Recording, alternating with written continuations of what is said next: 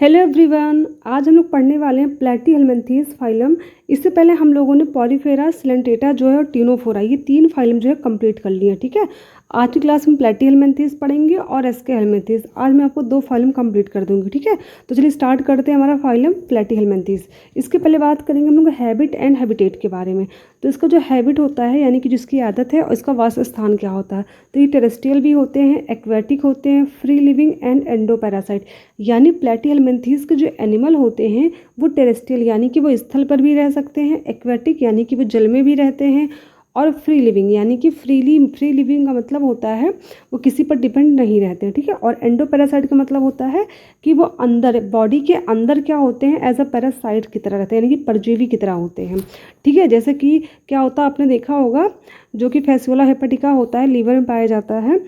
तो ये जो होता है जब पेट में होता है ना, छोटे बच्चों के कीड़े पड़ जाते हैं, तो वो यही होता है। ठीक है, फैसियोला हेपेटिका जो कि कीड़े बच्चों के हो जाते हैं ना, सब कहते हैं कि बच्चों के कीड़े पेट से निकल रहे हैं, तो यही होता है। ये बॉडी के अंदर होता है, इसलिए इसको कहते हैं एंडोपैरासाइट। तो प्लैटीहेल्मिन्थेस के जो मेंबर होते हैं वो एंडोपैरासाइट भी होते हैं, यानी कि पैरासाइट तो होंगे बट बॉडी के अंदर होंगे, बॉडी के बाहर नहीं होंगे। ठीक है, जैसे क्या, तो जुआ जो होता है सर में, वो कैसा होता है, वो एक्सोपैरासाइट है। क्यों? क्योंकि बॉडी के बाहर यानी कि हमारे सर के बाहर रहता है, वो ब्लड को सक करता है। ठीक है, लेकिन वो बॉडी के अंदर नहीं जाता है। लेकिन जो ये प्लैटीहेल्मिन्थेस के एनिमल होते हैं वो बॉडी के अंदर पैरासाइट की तरह रहते हैं। ठीक है, इसलिए ये होते हैं एंडोपैरासाइट। अब बात करेंगे लेवल ऑफ ऑर्गेनाइजेशन। तो इसका लेवल जो होता है वो होता है ऑर्गन लेवल ऑफ ऑर्गेनाइजेशन, यानी कि ऑर्गन लेवल जो ऑर्गेनाइजेशन होता है वो प्लैटीहेल्मिन्थेस से ही स्टार्ट होता है। ठीक है, यानी कि इनमें ऑर्गन पाए जाते हैं, बट ऑर्गन सिस्टम इसमें भी डेवलप नहीं होता है। नेक्स्ट है जर्म लेयर। जर्म लेयर जो होती है वो ट्रिप्लोब्लास्टिक होती है। तो ट्रिप्लोब्लास्टिक जर्म लेयर जो है वो भी स्टार्टिंग कहाँ से हो रही है, प्लैटीहेल्मिन्थेस से स्टार्टिंग होती है। यानी कि इसमें एक्टोडर्म भी होता है, एंडोडर्म भी होता है और मीजोडर्म भी पाया जाता है। बट एक चीज़ ध्यान रखिएगा, एक्टोडर्म एंडोडर्म के और मीजोडर्म के बीच में जो होता है वहाँ पर सिलोम नहीं होता है। ठीक है, क्या होता है, सॉलिड पार्ट होता है। इस वजह से ये क्या होते हैं, एसिलोमेट होते हैं। याद रखिएगा, एसिलोमेट होने का रीज़न बस यही होता है क्योंकि इनमें जो कैविटी नहीं पाई जाती, वहाँ पर क्या, तो सॉलिड स्टेट में सॉलिड फॉर्म पाया जाता है, जिस वजह से कैसे होते हैं, आसिलोमेट होते हैं। ठीक है, बॉडी प्लान कैसा होता है, ब्लाइंड सेग्रीगेशन, यानी कि इनमें भी सिर्फ सिंगल पोर होते हैं जो माउथ और एनस दोनों की तरह काम करते हैं। फिर बात करेंगे सिमेट्री की। सिमेट्री कैसी होती है, तो बाईलैटरल सिमेट्री इसकी भी देखने को मिलती है। ठीक है, सेगमेंटेशन इनमें एब्सेंट होता है, नोटोकॉर्ड भी इसमें एब्सेंट होता है। ठीक है, सेगमेंटेशन सबसे पहले किसमें दिखाई देगा, सबसे पहले दिखाई देगा आपको एनिलिडा के अंदर। ठीक है, और जो नोटोकॉर्ड है वो दिखाई देगा सबसे पहले आपको कॉर्डेटा के अंदर। ठीक है, ये चीज़ ध्यान रखिएगा। अब बात करेंगे फिजियोलॉजी की। तो फिजियोलॉजी जो होता है, इसका डाइजेशन की बात कर लें हम लोग, तो इसका डाइजेशन जो होता है, डाइजेस्टिव सिस्टम तो एब्सेंट होगा इसमें, लेकिन जो मतलब होगा इसमें कैसा होगा, एक्स्ट्रा सेलुलर होगा। ठीक है, कैसा होगा, एक्स्ट्रा सेलुलर, यानी कि सेल के बाहर इसमें देखने को मिलता है डाइजेस्टिव सिस्टम, क्योंकि इसमें ऑर्गन तो प्रेजेंट होते हैं इसलिए सेल के बाहर देखने को मिलेगा। ठीक है, फिर तो रेस्पायरेशन, तो रेस्पायरेटरी सिस्टम तो एब्सेंट होते हैं बट इनका क्या होता है, बाई सिंपल डिफ्यूजन। ठीक है, फिर तो सर्कुलेटरी सिस्टम। तो सर्कुलेटरी सिस्टम क्या होता है, इसमें सर्कुलेटरी सिस्टम भी क्या होते हैं, एब्सेंट होती हैं। ठीक है, ये चीज़ ध्यान रखिएगा, सर्कुलेटरी सिस्टम भी इसमें एब्सेंट होती है। और जो एक्सक्रीटरी सिस्टम होती है इसमें एक स्पेशल टाइप की सेल पाई जाती है। सिस्टम तो सारे एब्सेंट होंगे क्योंकि सिर्फ ऑर्गन बने होते हैं इनकी बॉडी के अंदर, ऑर्गन सिस्टम तो है नहीं, तो सिस्टम तो एब्सेंट होंगे, जाहिर सी बात है। बट अगर हम बात करें यहाँ पर फ्लेम सेल की, ये चीज़ ध्यान रखिएगा, फ्लेम सेल इसमें एक स्पेशल सेल होती है। ठीक है, जो कि सिर्फ प्लैटीहेल्मिन्थेस में ही पाई जाती है। इसका मेन फंक्शन होता है ऑस्मो रेगुलेशन कर लेना और एक्सक्रीशन करना। ठीक है, तो याद रखिएगा प्लैटीहेल्मिन्थेस में जो फ्लेम सेल पाई जाती है वो ऑस्मो रेगुलेशन और एक्सक्रीशन दोनों में हेल्प करती है। ऑस्मो रेगुलेशन पता होगा ना, जो एक्सेस अमाउंट ऑफ वाटर होता है उसको बॉडी से बाहर निकालने की जो प्रोसेस होती है उसी को बोलते हैं ऑस्मो रेगुलेशन।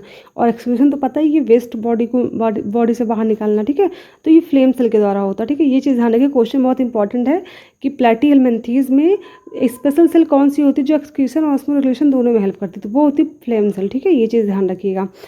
फिर आती है नर्वस सिस्टम। नर्वस सिस्टम क्या हो जाएगा, नर्वस सिस्टम जो होता है लैडर लाइक, यानी कि सीढ़ी नुमा स्ट्रक्चर बना होता है। ठीक है, नर्वस सिस्टम का रिप्रोडक्शन कैसा होता है, बाईसेक्सुअल, यानी कि मेल और फीमेल जो होते हैं इनमें एक ही सेपरेट नहीं होते हैं, यानी कि एक ही एनिमल के अंदर पाए जाते हैं। ठीक है, फर्टिलाइजेशन कैसा होगा, इंटरनल टाइप का, यानी कि बॉडी के अंदर ही फर्टिलाइजेशन हो जाता है। और अब बात करें डेवलपमेंट की, तो डेवलपमेंट इनडायरेक्ट होता है, यानी कि इसमें क्या, तो लार्वल स्टेज देखने को मिलती है। और सबसे मेन चीज़ ये चीज़ ध्यान रखिएगा कि life cycle completed with many larval stage, यानी कि जो लाइफ साइकिल इनकी होती है प्लैटीहेल्मिन्थेस की, इसमें बहुत सारे आपको लार्वल स्टेज देखने को मिलेंगे। अभी तक हमने क्या पढ़ा कि सब में लार्वल स्टेज होती तो है बट एक ही लार्वा बनता है, बट इनकी जो लार्वल स्टेज होती है वो एक से ज़्यादा देखने को मिलेगी, ठीक है। तो इस वजह से कैसी होगी, इनकी लार्वल स्टेज एक से ज़्यादा होती है और एक ऐसा होता है इनडायरेक्ट डेवलपमेंट देखने को मिलता है, ठीक। चलिए अब एग्जाम्पल की बात कर लेते हैं, जो सबसे मेन है इसका एग्जाम्पल। तो पहला है टीनिया सोलियम। टीनिया सोलियम को टेप वर्म भी कहते हैं। क्यों टेप वर्म कहते हैं, टेप की तरह इसका स्ट्रक्चर बहुत बड़ा ऐसे होता है, ठीक है। अभी स्ट्रक्चर में आपको डायग्राम दिखा रही हूँ उसका। फिर दूसरा है फैसियोला, इसको होता है लीवर फ्लूक, ठीक है, ये होता है लीवर फ्लूक। फिर है प्लेनेरिया, हाई रीजनरेशन की कैपेसिटी होती है, बहुत इंपॉर्टेंट है, प्रीवियस ईयर नहीं, बहुत पहले इसका क्वेश्चन जो है वो आ चुका है नीट में। तो याद रखिएगा प्लेनेरिया एक ऐसा एनिमल है जिसमें सबसे ज़्यादा रीजनरेशन की कैपेसिटी देखने को मिली है, ठीक है, सबसे ज़्यादा। ये क्वेश्चन आता है कि रीजनरेशन सबसे हाई कैपेसिटी किस में देखने को मिलती है, तो याद रखिएगा प्लेनेरिया में देखने को मिलती है, जो कि प्लैटीहेल्मिन्थेस का एनिमल है, ठीक है। और ये जो बात करें हम लोग टीनिया की और फैसियोला की, तो ये तो एंडोपैरासाइट होते हैं, मनुष्य में भी पाए जाते हैं, गाय में पाए जाते हैं, ठीक है। अब बात करेंगे हुक्स एंड सकर्स। ये जो होते हैं हुक्स और सकर्स, ये स्पेशल ऑर्गन होते हैं बॉडी के अंदर के पाए जाते हैं, प्रेजेंट इन पैरासिटिक फॉर्म, यानी कि जो पैरासाइट होते हैं उनके अंदर ही पाए जाते हैं, ठीक है। हुक्स जो होता है वो होस्ट से अटैच करने के लिए हेल्प करता है बॉडी को। जैसे मान लीजिए किसी भी होस्ट के अंदर ये जाएंगे पैरासाइट के रूप में, तो क्या करेंगे, उसकी बॉडी से अटैच होने में कौन हेल्प करेगा, हुक्स करेगा, ठीक है। और वहाँ से न्यूट्रिशन लेने के लिए कौन हेल्प करेगा, सकर्स का काम करेगा, ठीक है। तो इनकी बॉडी कैसी होती है, डॉर्सो वेंट्रली फ्लैटेंड बॉडी होती है, ठीक है। यानी कि डॉर्सल और वेंट्रल दोनों साइड से कैसे होते हैं, चिपटे होते हैं, ठीक है। तो याद रखिए चिपटे होते हैं, जैसे कि अगर हम बात करें जैसे हमारे हाथ की हथेली होती है एकदम वैसे चिपटे ये भी होते हैं, ठीक है। बिल्कुल भी क्या होता है, ऐसे स्ट्रक्चर इनका पाया जाता है, ऊपर से नीचे चिपटे होते हैं, ठीक है, कोई गैप नहीं होता दोनों के बीच में। Hence they are called flat worm, इसी वजह से इसको फ्लैट वार्म कहते हैं। फ्लैट मतलब क्या होता है, कोई चीज़ चिपटी होती है उसको बोलते हैं फ्लैट, इसलिए इसको फ्लैट वार्म कहते हैं। तो याद रखिएगा प्लैटीहेल्मिन्थेस को भी फ्लैट वार्म कहते हैं, ठीक है। अब मैं आपको डायग्राम दिखा देती हूँ पहले। टीनिया सोलियम, ये टीनिया का डायग्राम है, ठीक है। ये अगर हम डायग्राम की बात करें, ये एनसीईआरटी में डायग्राम दिया गया, ठीक है। अगर ये स्ट्रक्चर आपको दिख रहा होगा, इसका स्ट्रक्चर कैसा लग रहा है, इसको टीनिया सोलियम को बोलते हैं टेप वार्म। एक होता है फीतेनुमा स्ट्रक्चर, ऐसे होता है ढेर सारा, बहुत लंबा होता है, ठीक है। ये इसका माउथ है, यहाँ पर इसका माउथ होता है। अब मैं इसको थोड़ा अच्छे से डायग्राम गूगल पे जो मैंने दिया इसका डायग्राम लिया है वहाँ से आपको समझाती हूँ। ये इसका माउथ वाला पार्ट है। मैंने देखो ये जो है एनसीईआरटी में डायग्राम नहीं दिया है और यहाँ से क्वेश्चन नहीं आएंगे, बट एक बार आप डायग्राम समझ लीजिए। इवन अगर कभी भी आपको मतलब अगर डायग्राम समझ लेंगे तो आपको पढ़ने में थोड़ा आसानी हो जाएगी, ठीक है। जो आपको मैंने अभी बताया था कि इसमें हुक पाए जाते हैं और सकर्स पाए जाते हैं, तो याद रखिए ये पूरा इनका सर वाला पार्ट है, ऊपर का पार्ट है, ठीक है, हेड वाला पार्ट है, जिसको बोलते हैं स्कॉलेक्स। याद रखिएगा क्या होता है, मैं फिर से बता देती हूँ। ये पूरा हेड वाला पार्ट है जिसको क्या बोलते हैं, स्कॉलेक्स बोलते हैं, इस पूरे को स्कॉलेक्स बोलेंगे, ठीक है। बीच में आपको यहाँ दिख रहा होगा, इसे ये क्या निकलना है, स्ट्रक्चर दिख रहा है आपको, ये होते हैं हुक्स। हुक्स का काम क्या होता है, बस जिस होस्ट बॉडी के अंदर ये जाएंगे ना, ये हुक्स क्या करेंगे, उस होस्ट बॉडी से चिपक कर यानी कि उसको पकड़ने में हेल्प करते हैं हुक्स, ठीक है। ये चीज़ ध्यान रखिएगा। बीच सेंटर में क्या होता है, रॉस्टेलम पाया जाता है, ठीक है। क्या होता है सेंटर में, रॉस्टेलम होता है, और यहाँ पे सकर्स होते हैं। सकर्स का मेन काम होता है न्यूट्रिशन को सक करना, ठीक है। इनकी बॉडी के लिए जो भी न्यूट्रिशन चाहिए होता है वो उसको सक कर लेते हैं। किससे सक करेंगे, होस्ट की बॉडी से करेंगे। जिस होस्ट की बॉडी में रहते हैं उसी से न्यूट्रिशन क्या करते हैं, ये सक कर लेते हैं, ठीक है। ये चीज़ ध्यान रखिएगा। सकर्स की संख्या यानी 4 होती है, याद रखिएगा, ठीक है। ये होता है नेक। उसके बाद आपको ये दिख जाएगा इनकी बॉडी। इनकी बॉडी में ये स्ट्रक्चर आपको जो दिख रहा है ना, ये बोलते हैं प्रोग्लॉटिड, इसको बोलते हैं प्रोग्लॉटिड। यहाँ तक याद रखिएगा। ये डायग्राम दिखा छोटा सा, इसी का ये लार्ज स्ट्रक्चर आपको दिख रहा होगा, ये प्रोग्लॉटिड होते हैं, ठीक है। तो स्टार्टिंग का जो होता है ये होता है इमेच्योर प्रोग्लॉटिड, और यहाँ से लेकर के जो बड़े बड़े स्ट्रक्चर दिख रहे हैं वो होते हैं मेच्योर प्रोग्लॉटिड, ठीक है। इसी की हेल्प से क्या होता है, इनमें सेक्सुअल रिप्रोडक्शन देखने को मिलता है। फिलहाल ये बेसिक सा डायग्राम था जो मैंने आपको टीनिया सोलियम का डायग्राम समझा दिया। अब हम बात करते हैं दूसरे डायग्राम की, जो कि लीवर फ्लूक होता है, जिसको कहते हैं फैसियोला हिपेटिका। ये अभी आपको एनसीईआरटी में डायग्राम सेम ऐसे दिया गया है, बट इसकी लेबलिंग नहीं की गई है, तो मैंने इसका दूसरा डायग्राम भी यूज़ किया है एनसीईआरटी के साथ साथ। ये देखिए अब ये डायग्राम आपको समझ में आ रहा होगा। यहाँ पर ये पूरी इनकी बॉडी होती है ना, ये सबसे ऊपर आपको यहाँ पर दिख रहा होगा माउथ, ठीक है। ये होता सकर, इनमें सिर्फ एक सकर यहाँ पर पाया जाता है, देखो सर्कुलर स्ट्रक्चर सकर का, ठीक है। इसमें जो होता है हुक्स नहीं पाए जाते, ठीक है। याद रखिएगा फैसियोला में क्या होते हैं, हुक्स जो होते हैं वो क्या होते हैं, एब्सेंट होते हैं, ठीक है। अब ये पूरी बॉडी इनकी है, यहाँ पे सकर सपोज ये वेंट्रल सकर है, ये क्या है ऊपर एक सकर बना हुआ है, यहाँ पर वेंट्रल सकर बना हुआ है। लेकिन अगर हम टीनिया की बात करें, टीनिया में 4 सकर थे, ठीक है। यहाँ पर होता है जेनाइटल पोर, ऊपर यहाँ पर दिखा होगा, यानी कि वेंट्रल सर्कल के ऊपर क्या होता है, जेनिटल पोर होता है। ये आपका पूरा हेड है, यहाँ पर माउथ है। तो ये टीनिया सोलियम के साथ हमने फेसुला हेपेटिका का डायग्राम भी देख लिया, ठीक है। तो प्लेटीहेलमिन्थीज जो फाइलम था वो हमने कंप्लीट कर लिया है। अब दूसरा फाइलम स्टार्ट करते हैं, जो कि है फाइलम एस्केहेलमिन्थीज, ठीक है। इसको निमेटोडा भी कहते हैं, क्या कहते हैं, निमेटोडा भी कहते हैं, याद रखिएगा। अब बात करेंगे सबसे पहले इसके हैबिट एंड हैबिटेट की। तो इसका हैबिटेट की अगर बात करती कैसे, तो मे बी फ्री लिविंग, यानी कि ये फ्री लिविंग हो सकते हैं। टेरेस्ट्रियल भी होते हैं, ये एक्वेटिक भी होते हैं, parasitic in animal and plants. देखिए सबसे अलग चीज़ इसमें यहाँ पे देखने को मिलती है कि पैरासिटिक तो होते हैं, बट ये एनिमल के साथ साथ प्लांट में भी पैरासिटिक होते हैं, याद रखिएगा। ये सबसे अलग बात आ गई, क्योंकि अभी तक हमने क्या देखा है कि एनिमल्स के अंदर पैरासिटिक होते हैं प्लेटीहेलमिन्थीज, बट जो एस्केहेलमिन्थीज होता है वो एनिमल में तो होते ही होते हैं पैरासिटिक, ये प्लांट में भी पैरासिटिक होते हैं, ठीक है। तो एक चीज़ ध्यान रखिएगा, जो प्लेटीहेलमिन्थीज था और एस्केहेलमिन्थीज, इसके जो एनिमल होते हैं वो पैरासिटिक नेचर के होते हैं, सब नहीं होते हैं मोस्टली, बट होते हैं, ठीक है। ये चीज़ ध्यान रखिएगा। अब बात करेंगे लेवल ऑफ ऑर्गेनाइजेशन की। तो इनका लेवल जो होता है वो होता है ऑर्गन सिस्टम का। देखिए मोस्टली जितने भी चेंजेस आपको देखने को मिलेंगे ना, वो एस्केहेलमिन्थीज में ही देखने को मिलेंगे। यहीं से स्टार्टिंग हो जाती है, थोड़ा डेवलपमेंट जो होता है देखा जाए बॉडी का, तो थोड़ा मतलब थोड़ा सा डेवलपमेंट ज़्यादा हो जाता है, ठीक है। तो एस्केहेलमिन्थीज में जो होता है ऑर्गन सिस्टम देखने को मिलता है, यानी कि इनकी बॉडी में क्या सिस्टम जो होंगे वो यहाँ से स्टार्ट हो जा रहे हैं, ठीक है। अभी तक हमने क्या पढ़ा, प्लेटीहेलमिन्थीज में सिर्फ ऑर्गन लेवल था, बट एस्केहेलमिन्थीज में क्या ऑर्गन सिस्टम का लेवल जो होता है वो ऑर्गेनाइजेशन होता है, यानी कि इनके अंदर ऑर्गन सिस्टम बनने स्टार्ट हो जाते हैं।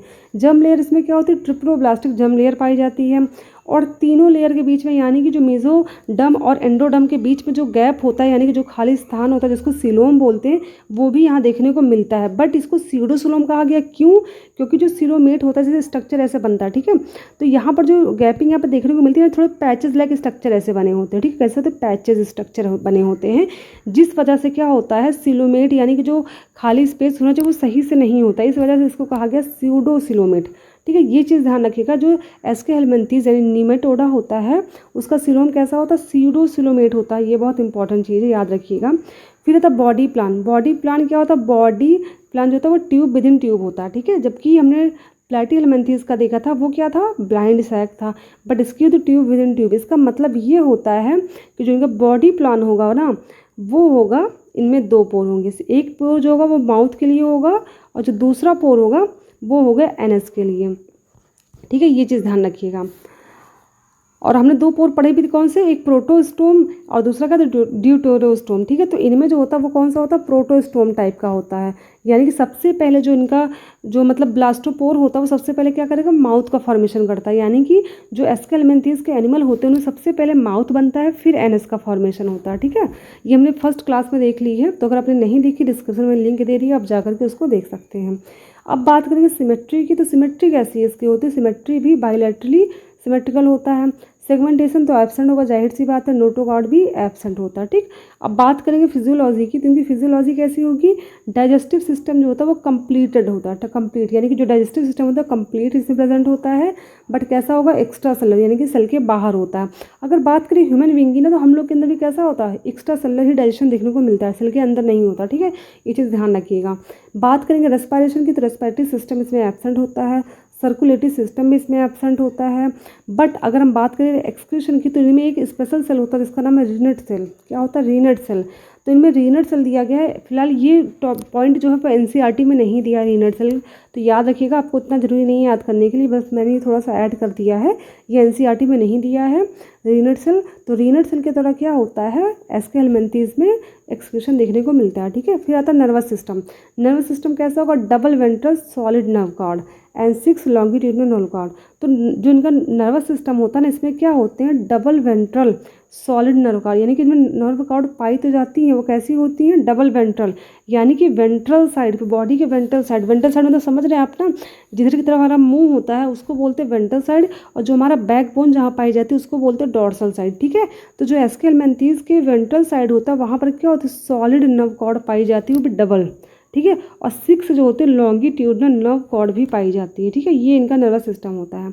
अब बात करें अगर रिप्रोडक्शन की, तो ये यूनिसेक्सुअल होते हैं। देखो इस पेन थोड़ी गलत है, यहाँ पे एस नहीं मेंशन किया मैंने, यूनिसेक्सुअल का मतलब होता है डायोसियस, यानी कि मेल और फीमेल जो होते हैं वो अलग अलग बॉडी ऑर्गन में देखने को मिलेंगे आपको, ठीक है। यहाँ पर मेल फीमेल अलग से वो क्लियरली डिस्टिंक्ट दिखाई देते हैं। बस एक चीज़ ध्यान रखिए, इसकी जो फीमेल होती है स्केलमेंथीज की, वो क्या होती है, वो लार्जर देन क्या होती है, वो लार्ज होती है कंपेयर टू मेल के। अब बात करते हैं फर्टिलाइजेशन की। तो फर्टिलाइजेशन कैसा होगा, इंटरनल होगा, जो कि प्लेटीहेलमिन्थीज में भी यही देखने को मिला, बॉडी के अंदर ही होगा इनके अंदर फर्टिलाइजेशन। अब बात करें डेवलपमेंट की, तो डेवलपमेंट जो होता है वो कैसा होता है, इनडायरेक्ट टाइप का होता है और डायरेक्ट टाइप का भी होता है, दोनों टाइप का देखने को मिलता है, ठीक है। डिपेंड करता है किसमें लार्वल स्टेज है और किसमें नहीं है।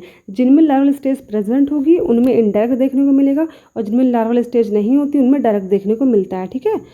एग्जाम्पल की बात कर लेते हैं। सबसे मेन एग्जाम्पल है एस्केरिस, ठीक है, इसको बोलते हैं राउंड वर्म, ठीक है। ये हमारे क्या होता है, हमारी बॉडी के अंदर एस्केरिस पाया जाता है। छोटे बच्चों में जब बहुत बड़े एक केचुए की तरह स्ट्रक्चर आपको दिखता होगा ना, जब बॉडी से बच्चे छोटे बच्चों में अक्सर जो मिट्टी उट्टी खाते हैं तो उनके क्या होता है, मतलब वोमिटिंग करने से या फिर एनस से निकलता है ना, केचुए की तरह स्ट्रक्चर होता है, जिसको बोलते हैं कीड़े पड़ गए पेट में तो बड़े बड़े होते हैं, उसी को बोलते हैं एस्केरिस, ठीक है। ये होता है राउंड वर्म, ठीक है, याद रखिएगा। और दूसरा क्या होता है, बुचरेरिया।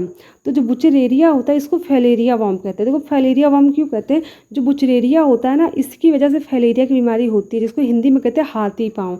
अब आप सोच रहे हो तो मच्छर काटने से होता, तो हाँ, जो फैलेरिया होता है ये बीमारी तो मच्छर काटने से होती है, क्योंकि मच्छर जो तो वेक्टर होता है, ठीक है। लेकिन मेन जो मतलब इसका जो अगर बात करें पैथोजन जो होता है, यानी कि जिसकी वजह से बीमारी होती है फैलेरिया की, वो बुचरेरिया ही होता है। और बुचरेरिया क्या है, हेलमिन्थेस है।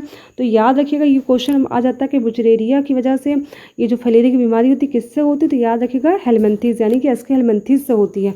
वेक्टर इसका मच्छर होता है, ठीक है, याद रखिए। जैसे जैसे हमने मलेरिया के बारे में पढ़ा कि मलेरिया किससे फैलता है, मलेरिया तो मच्छर फैलाता है, लेकिन एक्चुअल में जो उसका रोग वाहक पैथोजन होता है वो होता है प्लाज्मोडियम, ठीक है, प्लाज्मोडियम की वजह से होता है, बट फैलाता कौन है, मच्छर। उसी तरह ये भी होता है कि फैलेरिया को फैलाता तो मच्छर है, बट होता जिसकी वजह से बुचरेरिया है, जो कि किस फाइलम का है, एस्केलमेंथीज का। फिर आता है एनसाइक्लोस्टोमा। एनसाइक्लोस्टोमा को बोलते हैं हुक वर्म, ठीक है। तो यहाँ पे हमने एग्जाम्पल इसके देख लिए, मेन आपने डायग्राम अच्छे से देख लिया होगा। अब बात करेंगे female ascaris are longer than male ascaris. ये बहुत इंपॉर्टेंट है, क्योंकि फीमेल जो होती है वो मेल से कैसी होती है, लॉन्ग होती है, यानी कि बड़ी होती है, ठीक है। एक बार डायग्राम दिखा देती हूँ, जो कि एनसीईआरटी में साफ साफ दिया गया है। तो ये डायग्राम आप देखिएगा, आपको अच्छे से क्लियर हो जाएगा। मैं एक चीज़ और दिखा देती हूँ, ये मेल का डायग्राम है, ठीक है, क्योंकि बड़ा है, छोटा है मेल ना, और ये क्या है, फीमेल है। फीमेल क्या लॉन्ग है और मेल बड़ी है, ठीक है। ये जो स्ट्रक्चर आपको दिख रहा मुड़ा हुआ, ये दोनों में, ये आपका यहाँ पर क्या होते हैं, यहाँ पर सेक्स ऑर्गन यहीं पर प्रेजेंट होते हैं, ठीक है। ये चीज़ ध्यान रखिएगा इनमें। तो ये पूरी इनकी बॉडी हो गई, ये राउंड होती है थोड़ी, ये देखिए बॉडी कैसे होती है, ये जो लार्ज वाला पार्ट है राउंड होता है यहाँ पर, और ये कहते हैं थोड़ा सा यहाँ पर टेल थोड़ी सी मुड़ी होती है बस, ठीक है। तो ये स्ट्रक्चर इनका हो गया। तो हाँ, ये टॉपिक खत्म हो गया पूरा एस्केलमेंथीज। तो फिर नेक्स्ट वीडियो में हम देखने वाले हैं एनिलिडा के बारे में, ठीक है। अगर आपको कोई भी डाउट है इस क्लास में तो आप प्लीज़ कमेंट करके बता सकते हैं, और अगर आपको कोई भी टॉपिक बायो का या केमिस्ट्री का पढ़ना है तो वो भी कमेंट करके ज़रूर बताइएगा, तो वो मैं वीडियो बना दूंगी, ठीक है। और अगर आपको चाहते हैं कि वीडियो में कोई चेंजेस हों या फिर कोई भी सुझाव देना चाहते हैं जो मुझे अपनी वीडियो में अप्लाई करना चाहिए, तो प्लीज़ वो भी बताइए, मैं ज़रूर फॉलो करूँगी उस चीज़ को। Thank you.